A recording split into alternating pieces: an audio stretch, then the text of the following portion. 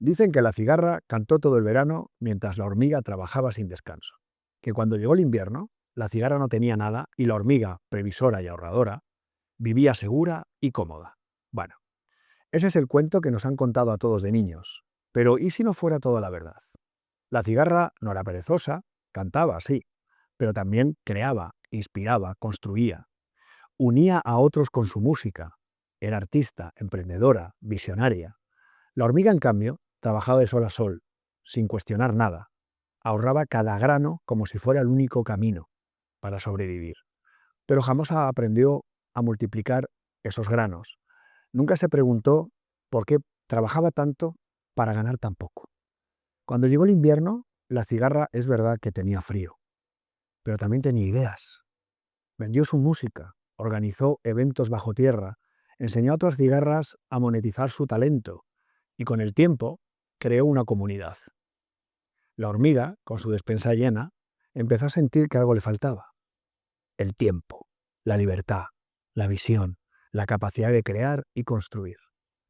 Porque nunca le enseñaron que ahorrar es solo una parte del juego, que el dinero no se gana solo trabajando duro, sino sabiendo cómo funciona el sistema. Que el esfuerzo no siempre garantiza el éxito y que el mérito a veces llega más por contexto que por sacrificio. Hoy en este podcast vamos a desmontar mitos. Mitos sobre el dinero, sobre el trabajo, sobre el ahorro y sobre esa falsa idea de que solo quien sufre lo merece. Pero también vamos a hablar de algo más importante, de que si ya caíste, si el invierno te sorprendió sin reservas, no estás perdido, porque hay leyes que existen para darte un nuevo comienzo, para incluso cuando todo parece derrumbarse, la ley de la segunda oportunidad puede ser ese punto de partida que nadie te contó. No es rendirse, es recomendar, con conciencia, con aprendizaje y sin culpa. Es volver a levantarse, pero esta vez con herramientas. Bueno, bienvenido a este espacio donde el conocimiento libera y el cambio empieza por entender que todo el mundo merece volver a empezar. Bienvenido al podcast Reset Financiero de Empieza de Cero. Tenemos aquí esta tarde a Juanjo Fornet, que nos va a responder un poco a dos cuestiones. La primera, Juanjo, es por qué dejaste la banca para ser freelance y dedicarte a ser asesor financiero. Y a lo mejor de paso nos revelas un poco esta nueva versión de La cigarra y la hormiga. Creo que va todo relacionado. Fíjate, trabajo en banca, decido dejarme porque allí dejó de verse a la persona. ¿M? Solamente se veían los números y la frase que más me impactaba día a día es que cada palo aguante su vela. ¿Vale? Yo me dejo la banca en el 2007 en plena crisis financiera y fruto de toda esta situación hace que me dé cuenta que la banca en la que yo estaba trabajando no era la más adecuada para la ciudadanía. Eh, en todo ello me hace reflexionar un poco también lo que tú estás diciendo. No tiene por qué la cigarra no ser atendida. Y en cierto modo, en esa banca a la cual yo pertenecía, esa cigarra no era bienvenida. No era bienvenida. ¿Y qué crees, Juanjo, que tendría que hacer el sistema para dar ese trato más humano, más igualitario a las hormigas y las cigarras, ¿no? Porque al final es imposible que no juzguemos cuando viene un cliente con un problema financiero, en tu caso más para buscar una solución de carácter financiero.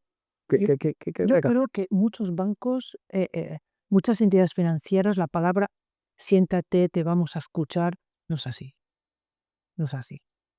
Siéntate, te vamos a escuchar para ese plan de ahorro, para ese seguro de vida, para ese seguro de protección de pagos que te quiero hacer, pero realmente no se paran a sentarse con el cliente, a analizar cuál es el problema que tiene el cliente, que no tiene por qué ser solo financiero, ¿Y qué crees que es más? ¿La insensibilidad que se está creando en el sistema totalmente. o los prejuicios? Mm, La insensibilidad de los prejuicios. ambas Todo cosas. va de la mano, todo va de la mano. Tú te retrasas 15 días en el pago de tu recibo ya estás tachado. ¿m? Mm, ya se crea un perjuicio. Y por mucho que intente la persona que está delante de ti, tiene por arriba una serie de mecanismos, de jefes, de sistema que no le permite tampoco empatizar contigo. Y volviendo a engarzar con esto de la cigarra y la hormiga, eh, ¿qué pasa cuando somos conscientes de que le vamos a dar una solución de carácter financiero? En el caso de empieza de cero es de carácter legal, jurídico, usando la ley, pero tienes no voy a decir la seguridad, pero sí por lo menos la sensación de que esa persona va a volver a caer en el mismo problema. De los 5 agentes que estamos trabajando conjuntamente, sabemos cómo solucionar esto. El problema es que nos sentamos con el cliente y le decimos que lo vamos a solucionar, pero sabemos que vas a volver a caer. ¿Tú realmente quieres esto? ¿Tú realmente quieres esta solución? Si no vas a caer, podríamos tirar para adelante, pero este problema lo vas a tener otra vez. Y de corazón, si pudiéramos, si las palabras que le dijéramos a esa persona fueran a tener efecto, decir, ¿qué crees, Juanjo, con tu experiencia y con esa mirada ya de más serena, más desde el ángulo humano? ¿Qué frase le tendríamos que decir a esta persona o qué palabras tendríamos que decirla para... nosotros no somos formadores, no le vamos a enseñar ni le vamos a cambiar la mente, ¿no? Pero yo muchas veces me pregunto esto, ¿no? Digo, ¿qué le tengo que decir a esta persona que estoy viendo con tanta nitidez que va a volver a tropezar en la misma piedra? ¿Qué debería decirla si tuviera que elegir algo, un mensaje que llegara a ella? ¿Qué le diría, no? A ver si coincidimos, porque yo, por ejemplo, lo que le digo es, a lo mejor nunca te has planteado revisar tus conocimientos de economía, ¿no? O nunca te has planteado para qué ahorrar, o nunca te has planteado de qué sirve llevar una planificación de presupuestaria, no, vamos a decirlo en un lenguaje más llano para que todo el mundo nos entienda, ¿no? Saber simplemente lo que ingreso y lo que me puedo gastar, ser consciente de esto, porque yo creo que el problema empieza un poco aquí, ¿no? Yo creo que está en las bases de, de la cultura general. Antes en la comida estábamos comentando precisamente que por qué no estudiar economía desde los inicios de tu formación, ¿vale? Te ponía el ejemplo de mi hija. ¿m? Quería comprarse, quiero comprarse un coche y ella misma se da cuenta de que no es una solución comprar un coche y financiarlo a 5 años, porque dice, me voy a comprar un coche de segunda mano y cuando voy a dejar de pagarlo, voy a necesitar otra vez uno nuevo. Y le hace reflexionar y decir, no, tengo que ahorrar más para comprarme ese coche. Y si no me puedo comprar este coche, me compro otro. Yo creo que está en nuestra labor de día a día como padres y también en la formación académica de cada uno. La sociedad de consumo nos, nos lleva a todo ello, el quererlo todo pronto, el quererlo rápido, fácil. Lo vemos tal vez en el teléfono, que de una forma muy fácil pasas de un contenido a otro, pues así. Yo creo que La inmediatez, la ¿no? inmediatez. Quiero ya. Yo creo que esta es la principal. Y luego la otra es el término de el asesor financiero debe hablar muy claro al cliente y no debe intentar darle una solución para conseguir otro medio, como he dicho anteriormente, ese seguro de vida. Por ejemplo, yo en el 2007 hacíamos soluciones a gente que yo sabía que me iba a pagar. Era una solución a corto plazo. Y en cuanto se girara un poco la tortilla, iba a volver a caer. Y estoy seguro que casi toda esta gente que yo en aquella época pensaba que iba a caer, realmente ha caído. Mm. Esto es lo que no se debe permitir nunca más también por parte de las autoridades. ¿m? Ese tipo de refinanciación que hicimos en el 2007, 2008, 2009, 2010, esto no hay que llegar ahí. Eso fue una especie importante. de locura colectiva, ¿no? Porque Bueno, todo valía, ¿no? Todo se daba, todo valía. bueno, yo me refiero más bien a aquella época en la cual la banca ya no quería dar financiación Justo. y que tenía un agujero de impagados tremendo y que no sabía cómo resolverlo. Y era tan fácil como dar más tiempo al cliente. Esto se obvió, porque en cierto modo se miró el ombligo a la cuenta de resultados, al intentar hacer un seguro de vida para beneficiar la cuenta de resultados. Esto es obvio, esto Sí. lo digo yo. No pensando en el... Y eso es lo que intentamos no hacer. Y por eso antes te preguntaba, ¿qué puedo hacer yo también ahora? ¿Qué puedo hacer cuando se me sientan allí delante y no le veo una solución? Y que sé que tienen voluntad y que pueden, pero ¿qué puedo hacer? Hombre, yo creo que coincidimos en que al cliente hay que ayudarle, o a la persona hay que ayudarla, ¿no?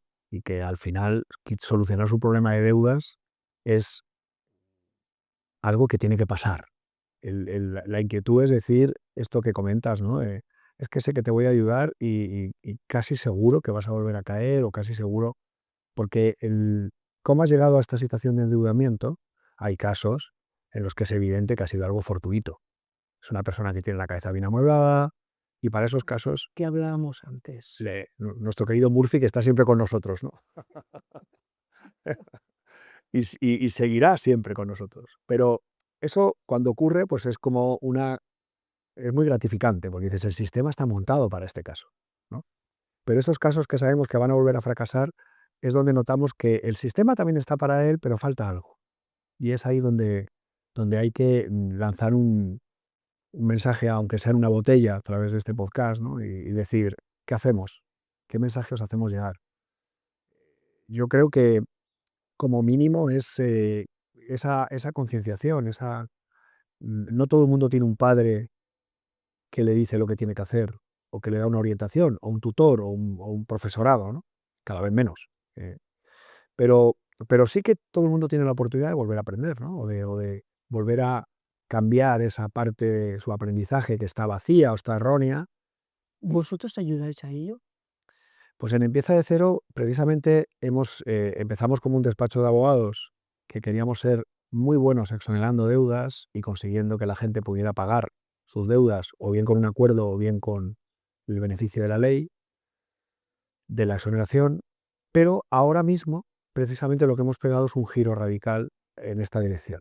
O sea, lo que queremos es, por supuesto, eh, yo siempre pongo el ejemplo de si quieres a la gente enseñar nutrición, que coman bien, ¿no? Primero se lo puedes enseñar a una persona que es saludable, pero a un hambriento le tienes que, como mínimo, salvar de morir de hambre y luego le hablas de nutrición, ¿no?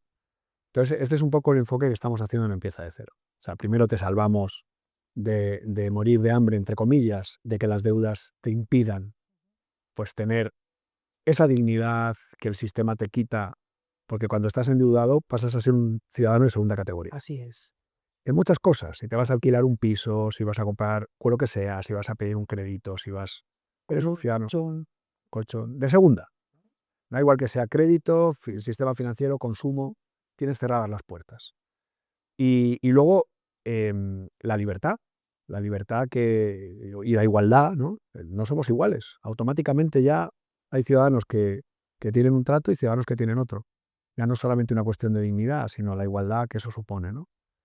Y, y ya estamos hablando de casos extremos donde la gente ya psicológicamente colapsa y llegamos incluso a gente que piensa en quitarse la vida. Entonces, a nosotros nos llegan casos de este nivel de dramatismo, porque es verdad que cuando llegan a un asesor financiero, cuando llegan a vosotros, em, todavía eh, le- le- le- le- la solución que le vais a dar es como una solución que para ellos es luchar, ¿no? Para ellos es decir, bueno, con los medios que tengo, voy a salir de aquí y el sistema financiero es todavía un salvavidas, ¿no? Psicológico.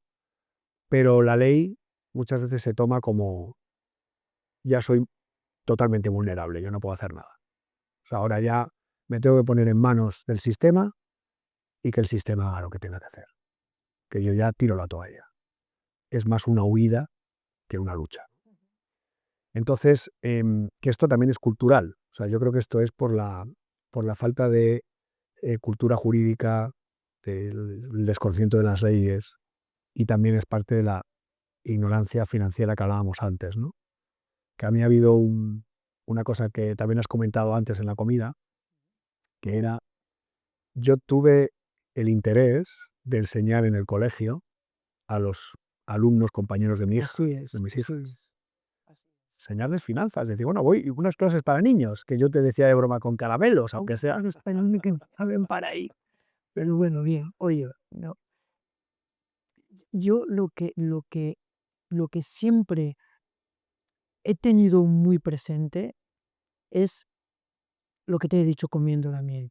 Vamos a repetir lo que hemos hablado en la comida. Fíjate que los bancos te ponen el paraguas cuando hace sol y cuando llueve te lo quitan y te mojas todo. Eso lo utilizo con mis clientes. Esos clientes de que realmente busco una solución y decimos, sí, puedo dártela, pero realmente piénsalo bien lo que vas a hacer. Pero ahora que me alegra que saques este tema, porque yo siempre, cuando me viene un cliente que ha ido normalmente, antes de venir a vernos a nosotros, que somos abogados, van a ver a la gente que ha sido su referencia en su estructura financiera. Pues van a visitar a su director de la Mm. oficina del banco, van a visitar a sus asesores financieros. Y en el caso de los asesores, sé que tenéis ahora una visión más cercana al cliente, ¿no?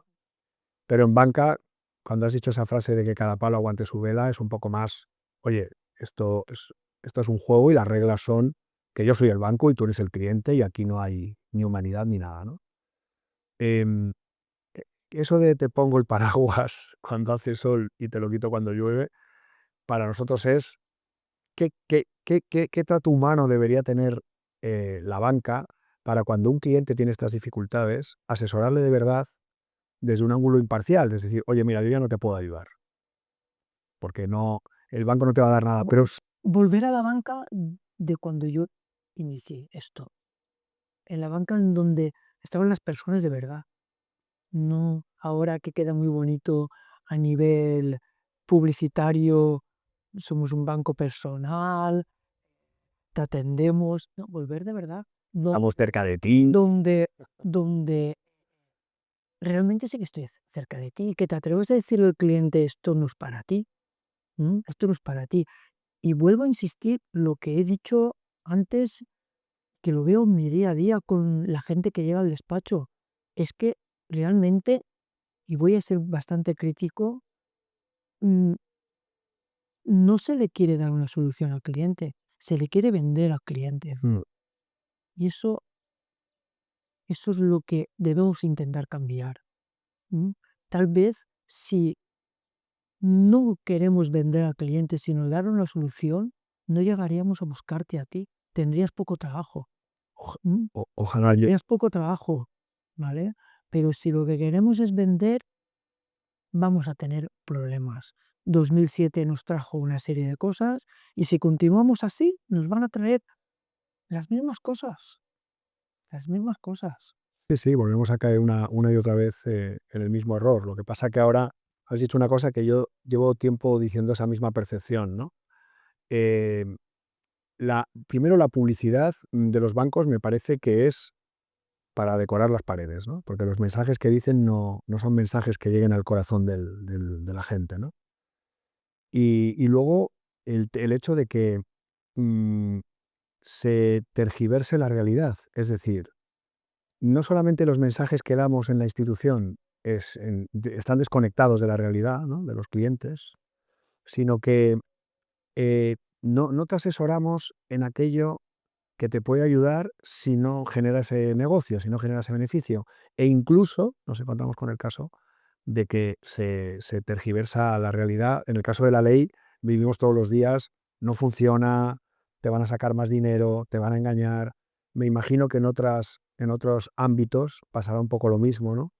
O ese acompañarte, ayudarte a conseguir el crédito, aun sabiendo que no lo vas a poder pagar, que es algo que tú intentas evitar Todos los días, todos los días. todos los días, porque lo he sufrido. Lo he sufrido en mis años de banca, he sufrido gente que no podía pagar, incluso en ocasiones yo también he pasado situaciones complicadas, ¿vale? Y no quiero esto que la gente realmente pase por ahí. Nosotros, me he cansado, te lo he repetido en varias ocasiones, pero te vamos a ayudar a conseguir esto, pero realmente quieres esto, quieres esto. No vale la pena olvidarte y darle la vuelta y irte de alquiler, yo qué sé, cualquier otra cosa. Todos los días lo estamos viendo. Esa es la diferencia, tal vez. Esa diferencia es lo que hemos apostado en en mi círculo de trabajo. Hemos apostado por no ir tanto al objetivo, sino más ir realmente a las personas. Y la realidad es que está funcionando. La gente viene a buscarnos, viene a hablar con nosotros, no marcamos un horario, tranquilidad, despacio, vamos a hablar, vamos a analizarlo y eso requiere tiempo. Tiempo Tiempo, y que todo el mucha equipo. inversión, cosa que, vuelvo a decirlo, el vender. Si quieres vender, ya en el término financiero estamos mal. Sí, al final, vender, todas las empresas, todas las organizaciones tienen que vender y tienen que tener resultados. Tengo 3 hijas, vivir, Yo también, pero dentro de cierta honorabilidad y cierta incluso transparencia y ser sinceros con la gente.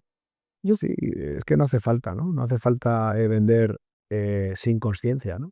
Se puede hacer una venta consciente por y supuesto. ganar dinero incluso, ¿no? Exactamente, exactamente. Y no tener miedo a decir las cosas. Oye, esto no puedes hacerlo.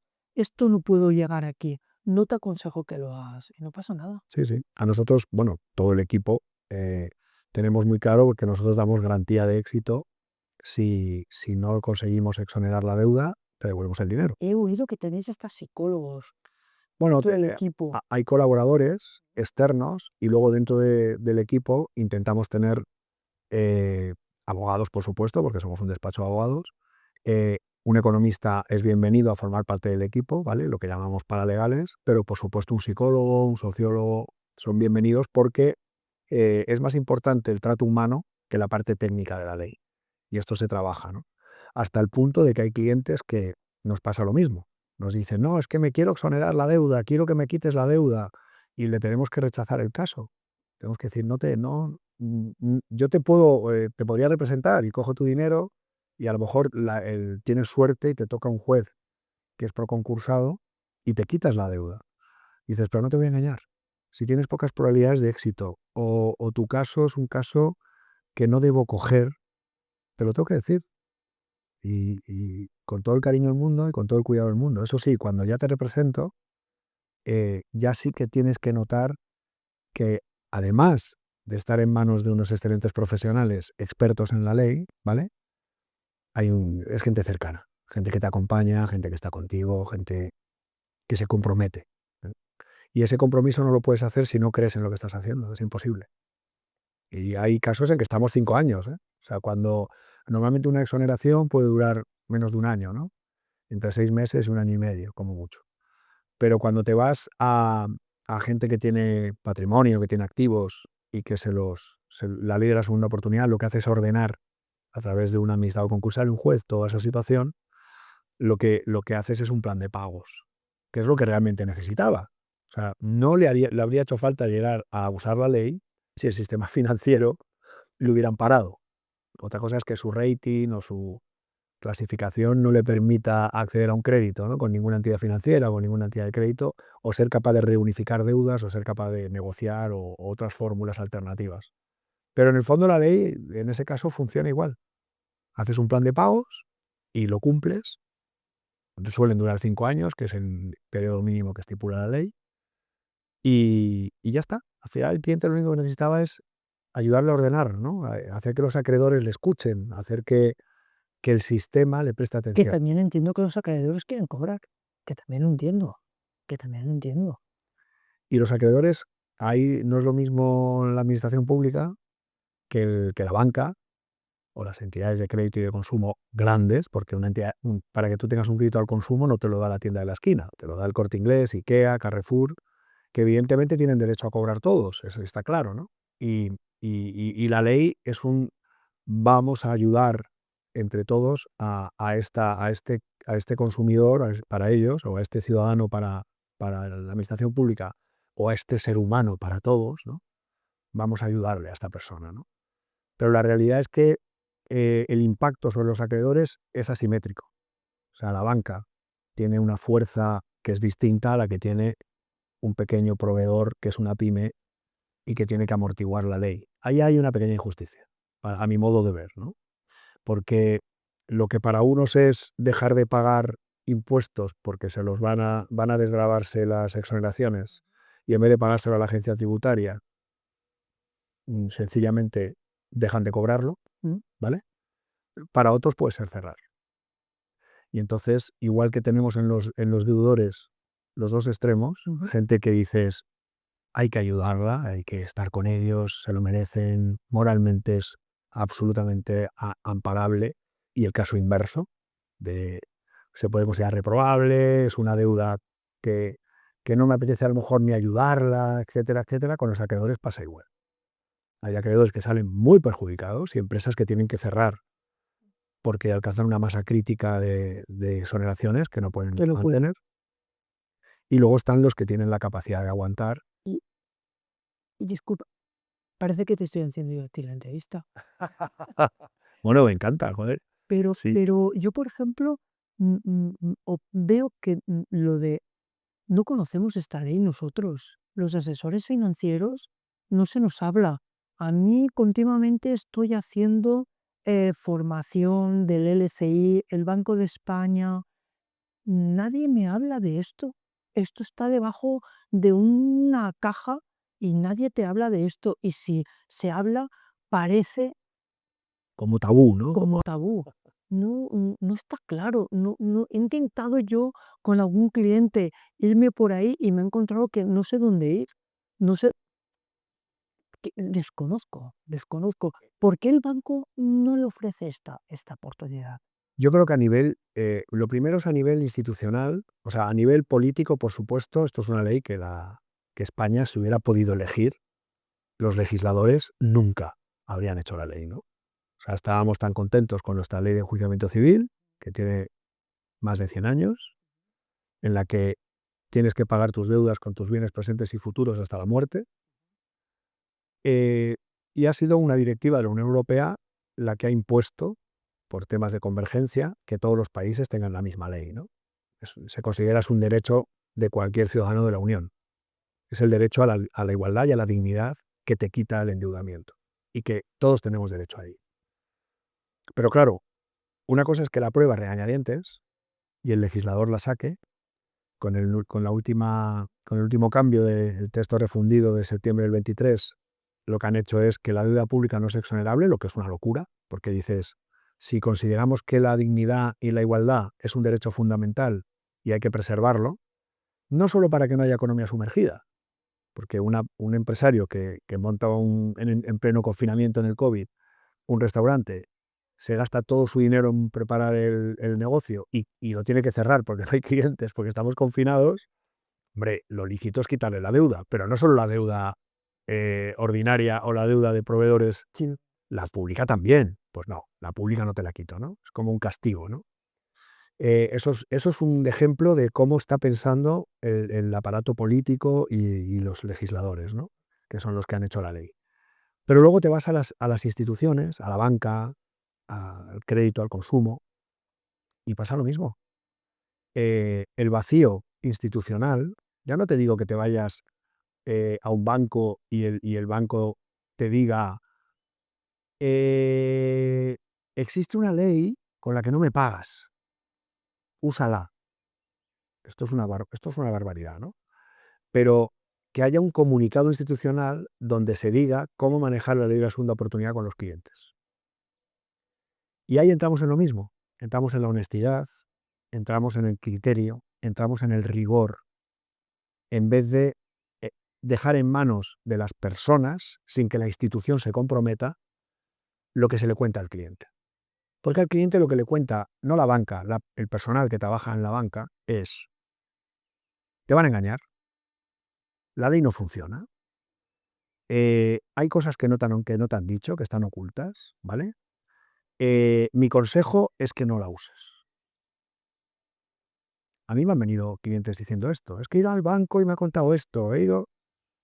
Entonces, a mí me parece un ejercicio de irresponsabilidad tremenda dejar en manos de las personas que pueden tener muy buena voluntad, pero ¿hablan en nombre de la institución o hablan en nombre de ellos? Y si hablan en nombre de ellos, ¿qué dice la institución al respecto?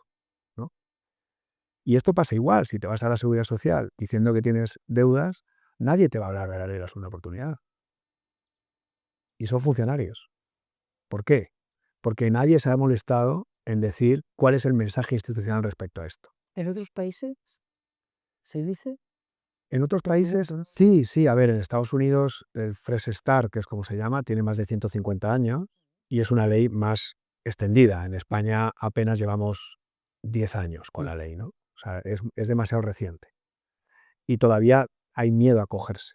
En Centro Europa, pues, lógicamente Alemania, Francia, la ley tiene más rodaje, porque estos problemas que estamos hablando nos los encontramos en el sur europeo, el Mediterráneo europeo, y donde prácticamente todos hemos cogido a regañadientes la ley, ¿no? Pero, pero claro que hay un ejemplo a seguir, porque hay una honestidad. Pero, ¿cuál es la diferencia entre Europa, o sea, entre España y los países que tienen una madurez con esta ley mayor? Los anglosajones, por hablar del Reino Unido, de Irlanda, Estados Unidos, etcétera, la influencia anglosajona, incluso Alemania, la ley la utilizan como un plan de rescate que la sociedad respeta. Cuando tú hablas de un concurso de acreedores de una empresa, las empresas no lo utilizan como un mecanismo para ir a liquidación más barato. Lo utilizan como un mecanismo para salir de una situación, sobrevivir, fortalecerse y continuar, ¿no?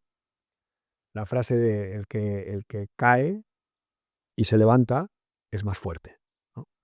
Pues aquí en Europa, en España, perdón, la frase sería: el que cae, se levante o no, es una vergüenza. Entonces, dices, pero vamos a ver, ¿cómo podemos pasar de un mensaje donde la sociedad apoya al que está en concurso a un mensaje en el que la sociedad da la espalda al que está en concurso?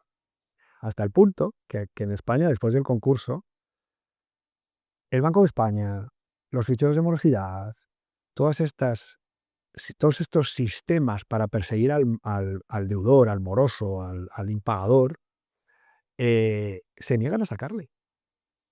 Le acaba de exonerar un juez la deuda, acaba de decir un juez con un auto. Estábamos comentando, comiendo, que tienes que luchar para que te quiten, Eso es. con una resolución judicial. Teniendo un auto que dice que tú no tienes esa deuda, tienes que luchar contra el sistema para que el sistema diga que no la tienes. Y te vas al banco y el banco te dice, perdona, estás en el fichero judicial concursal, que es un fichero de uso exclusivamente judicial. O sea, teóricamente solo pueden acceder o el Ministerio de Justicia o todo el aparato legal, ¿no? Pero claro, la banca también puede acceder y comprobar que esa persona ha pasado por un proceso concursal. Y lo usa para calificarla como que es un cliente al que no se le da crédito. Con lo cual, es todo al revés. Se hace una ley para ayudar al que está hundido, con problemas, cuyo fin es hacer que esa persona se reinserte en la economía y recupere sus valores esenciales, ¿no? Y resulta que luego el sistema le da la espalda a ese espíritu y hace lo contrario. Se defiende con eso, diciendo, no, si tú vas a seguir en la economía sumergida, vas a seguir trabajando en negro, porque yo no te voy a dar un crédito. Lo siento, pero no. Te has librado, pero no te vamos a volver a dar oportunidades aquí. Es un poco el enfoque. Entonces, no sé qué opinas de esto, pero Es que estoy callado porque te doy toda la razón. Te doy toda la razón. Lo que, lo que tenemos es un camino complicado, difícil y nada, y tenemos que educar a la gente para que no caigan más errores. No sé qué más decirte. sí, yo creo que es esto. Yo creo que al final, por ya ir concluyendo con el podcast, ¿no? darle un enfoque humano, ponernos en el lugar de ayudar. Aunque sea una cigarra, vamos a darle una oportunidad de que se reinserte en el sistema. Si vemos que la cigarra, además de cantar, puede tener ingresos, vamos a ayudarla, que no solo se endeude, pero vamos a convivir, ¿no? Cigarras con Todos tienen hormigas. madre, como tú lo has dicho. Todos tenemos Todos tienen una madre que nos quiere. eso. Nos quedamos con eso. Pues Juanjo, muchísimas gracias por estar con nosotros Por contar en mí. y ha sido un placer Hasta luego. tener esta charla. Bueno, hasta aquí el podcast de hoy. Nos hubiera gustado extendernos un poco más, pero el tiempo que teníamos era este. Espero que nos veamos en el próximo podcast de Reset Financiero, de Empieza de Cero. Gracias a todos.